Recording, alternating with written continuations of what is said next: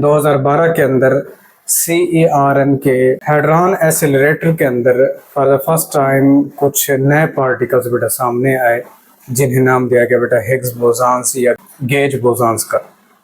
CERN European Organisation for Nuclear Research. अस्सलाम वालेकुम बेटा, अपने सबका लेक्चर के अंदर हम क्वार्क को डिटेल के साथ देख चुके थे। आज का हमारा लेक्चर है बेटा हिग्स बोसॉन्स। इनको बेटा दूसरा नाम दिया जाता है गेज बोसॉन्स का, gauge bosons.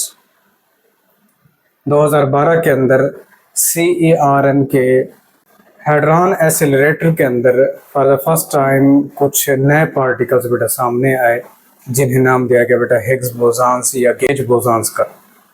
CERN European Organisation for Nuclear Research. Fundamental particles की अगर बेटा बात की जाए तो फंडामेंटल पार्टिकल्स में पहले हम पढ़ चुके थे 6 क्वार्क्स, फिर हमने 6 लेप्टॉन्स पढ़े कि ये फंडामेंटल पार्टिकल्स हैं। फंडामेंटल पार्टिकल्स के अंदर बेटा गेज या हिग्स बोसॉन्स भी शामिल हो जाते हैं। ये गेज या हिग्स बोसॉन्स हैं क्या बेटा? इनको कहा जाता है कैरियर्स ऑफ फंडामेंटल फोर्सेस। ये पूरी डिटेल में आपको पढ़ा चुका हूँ फंडामेंटल फोर्सेस के लेक्चर के अंदर, कि हमारे पास किसी भी दो मासेस के दरमियान में जो ग्रेविटेशनल फोर्स लगती है, ये फील्ड पार्टिकल के एक्सचेंज की वजह से लगती है। दो मासेस अपने फील्ड पार्टिकल को सेंड करते हैं या रिसीव करते हैं, फिर जाके ग्रेविटेशनल फोर्स महसूस करते हैं। अगर बात की जाए लेप्टॉन्स की, लेप्टॉन और लेप्टॉन के दरमियान में जो इंटरेक्शन होती है, इंटरेक्शन, ये बेटा सेंडिंग और receiving the carriers of fundamental forces, जिन्हें गेज बोसॉन्स या हिग्स बोसॉन्स का नाम दिया जाता है। दूसरा, क्वार्क हो और दूसरे क्वार्क के दरमियान में स्ट्रॉन्ग न्यूक्लियर फोर्स भी गेज बोसॉन्स के सेंड करने या रिसीव करने से ही एग्जिस्ट करती है। जितने भी हमारे पास फंडामेंटल फोर्सेस हैं, ये बोसॉन्स के एक्सचेंज की वजह से मुख्तलिफ पार्टिकल्स या मुख्तलिफ मासेस के दरमियान में एग्जिस्ट करते हैं।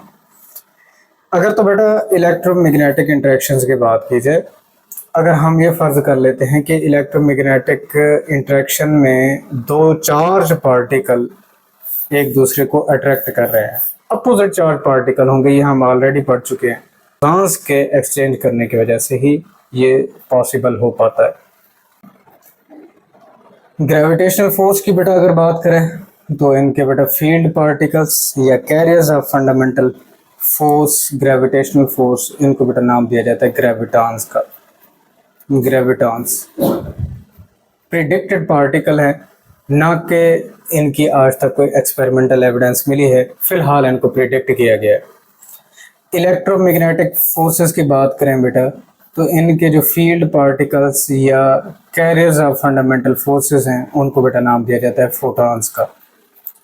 हमेशा एक चार्ज पार्टिकल किसी दूसरे चार्ज पार्टिकल के ऊपर इलेक्ट्रोमैग्नेटिक फोर्स उस वक्त अप्लाई कर सकता है जब ये दोनों चार्ज पार्टिकल इनके कैरियर्स ऑफ फंडामेंटल फोर्स यानी कि बोसॉन्स का एक्सचेंज करेंगे, और वो बोसॉन्स कौन से हैं बेटा?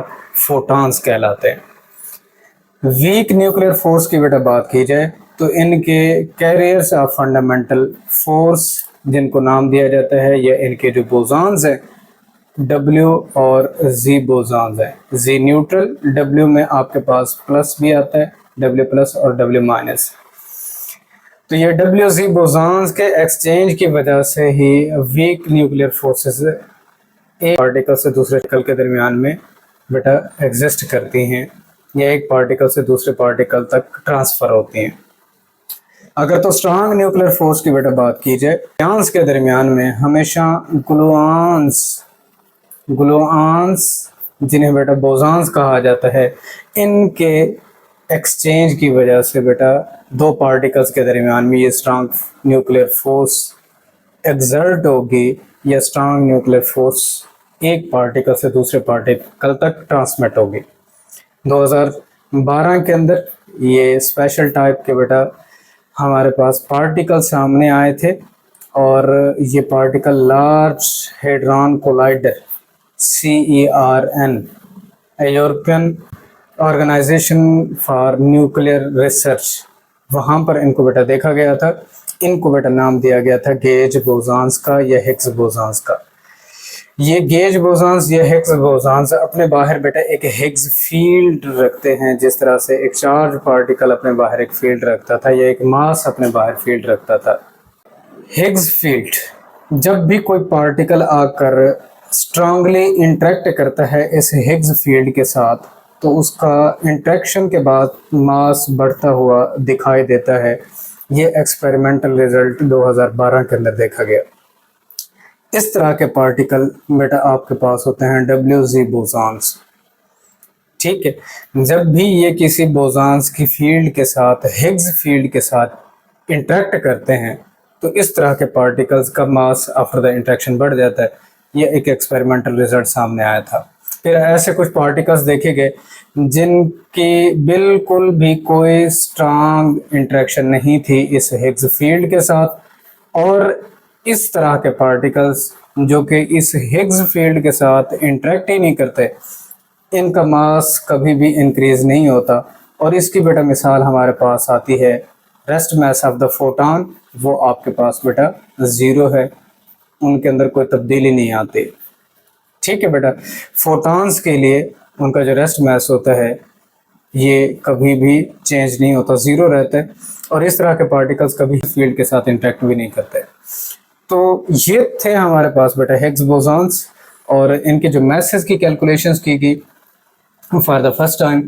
ये मास इनका बेटा 125 गीगा इलेक्ट्रॉन वोल्ट पर सी स्क्वायर, ये मैसेज इनके थे जो कैलकुलेट किए गए। इस मास की रेंज के अंदर बेटा ये हिग्स बोसॉन्स पाए जाते हैं।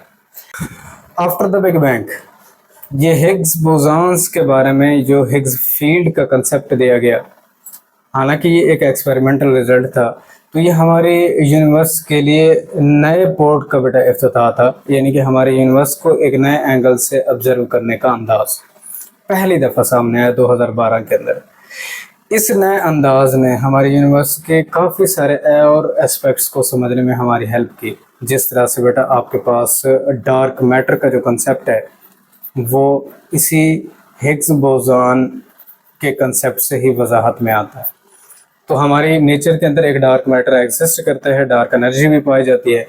इस तरह के नए एस्पेक्ट्स को अनवेल करने के लिए ये कंसेप्ट बेटा आफ्टर द बिग बैंग एक नया पोर्ट था हमारी इस यूनिवर्स के अंडरस्टैंडिंग के अंदर। तो ये था आज का हमारा टॉपिक बेटा हिग्स बोसॉन्स, जिनको हमने स्टडी करना था। होप सो वीडियो आपको पसंद आएगी, इसके बारे में कमेंट लाजमी करें। इंशाल्लाह अपने नेक्स्ट लेक्चर के साथ हाज़िर होंगे, तब तक के लिए अपना ख्याल रखिए। अल्लाह हाफ़िज़।